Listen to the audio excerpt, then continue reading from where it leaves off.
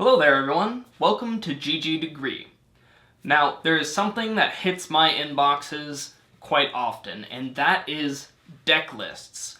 And by looking at these hundreds of deck lists sent in, I've decided that there is one mistake that I see more often than any other in these deck lists. A few days ago I was sent in a list by a gentleman named Jarrett, and he wanted to make a blue-black mill control deck in Modern. So he sent me in this list. Now we are going to look at all of these lists without lands because while they are important, they take up a lot of screen space and they're not necessarily what we're talking about right now. Now looking at this list, we can see that I've split it up between things that are for control and things that are for mill, and this way you can clearly see the ratio between those two things. We'll return to this deck list in the future, but for now let's look at some of the best decks in recent history. Let's look first at blue-white control from the 2014 standard season. This is one of the most focused control decks of all time. You'll see that in the deck list, there are only two cards that are major win conditions. The first one is Elixir of Immortality, which allows you to control the board indefinitely, then shuffle in your graveyard, and then just keep on controlling the board until the other person runs out of cards in their library. The next win condition is Aetherling, which is essentially impossible to kill and allows the control player to win through combat damage. You'll notice that these win conditions also help with the control plan.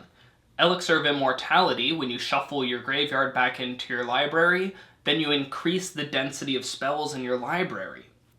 Aetherling can come down before you've fully controlled the game to act as a very pesky blocker and save you from losing to combat damage. You'll even find two Mutavaults hiding away in the lands, which allow you to both get your mana up and give you a little creature to peck in for damage. Next, let's look at Esper Dragons from Standard Season 2015.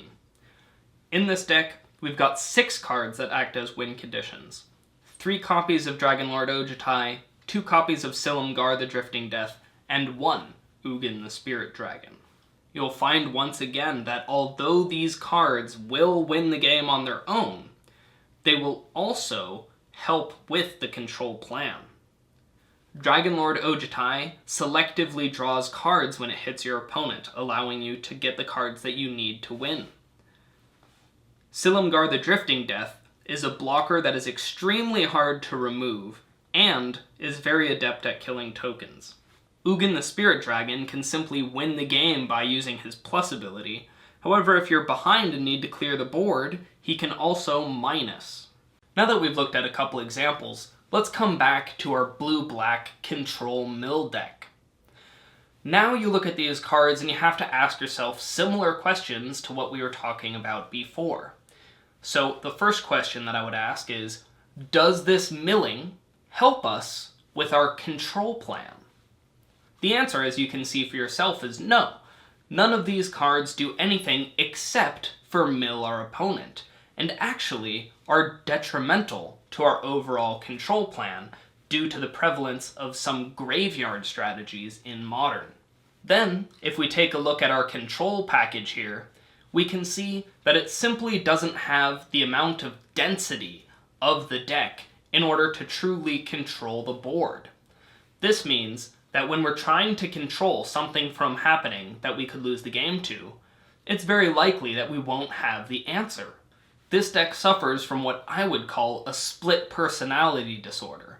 It's trying to be a mill deck, it's trying to be a control deck, and it's not really excellent at either one.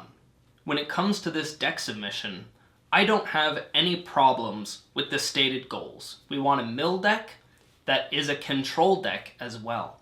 From our quick look at historical decks, we can see a pattern arise immediately, which is that all the win conditions are repeatable effects that can win the game with a single card. You don't need more than 1 Dragonlord Ojutai. You only need 1 Aetherling to win the game. When we apply that concept to this mill deck, we can see that none of them are particularly repeatable, with the exception of Hedron Crab. From my vast knowledge of mill spells in Modern, because it is my favorite archetype, I can come up with 2 cards that would do very well in this sort of control shell.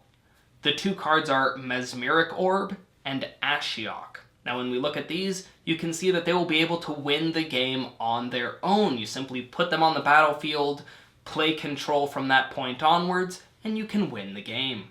By simply putting in a few of each of these, we have our entire mill package. And this allows all of our other slots to go into further control spells, strengthening that game plan. This will open up room for cards like Mana Leak, Dispel, Spell Snare, and Damnation. I hope that this discussion of split personality deck lists helps you in your future brewing. If you enjoyed the video, feel free to hit that like button, and if you really enjoyed it, feel free to subscribe. There's always more coming down the tubes. And as always, I'll see you next video.